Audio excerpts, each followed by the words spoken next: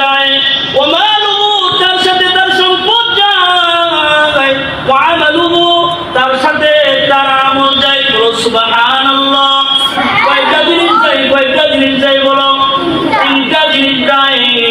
আল্লাহ রাসূল বলেন কোন মানুষ মারা গেলে তার সাথে তিনটা জিনিস কবরে যায়, কিন্তু তাকে কবর দেওয়ার পরে তার কাছ থেকে দুইটা জিনিস চলে আসে। একটা জিনিস তাকে বলো আল্লাহু আকবার, বলো বলো আল্লাহু আকবার, আল্লাহু আকবার।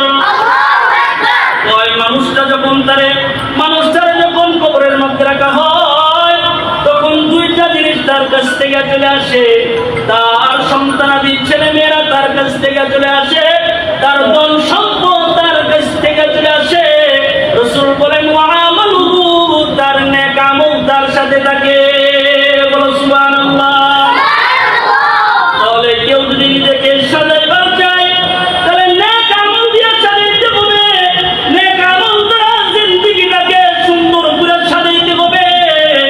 কেউ যদি তার জিন্দেগিটা নেক আমল দিয়ে সাজায় লয়, আল্লাহর দুনিয়াতেও সে দামি, আল্লাহর জান্নাতের আখিরাতেও সে আল্লাহর কাছে দামি হয়ে যায়। আজকে আমাদের পাশে যে মুরব্বী বসে আছেন তিনি আমাদের সিলেটের গৌরব আব্দুল মজিদ পীর সাহেব কালীশ্রী হুজুরের সোহবতে থাকার কারণে আজকে আমাদের কাছে হুজুরের দাম হয়ে গেছে। শুধু আমাদের কাছে দাম নয়, আজকে বৃহত্তর ময়মনসিংহবাসী হুজুরকে নিয়ে আমরা গৌরব করি। কেন করি?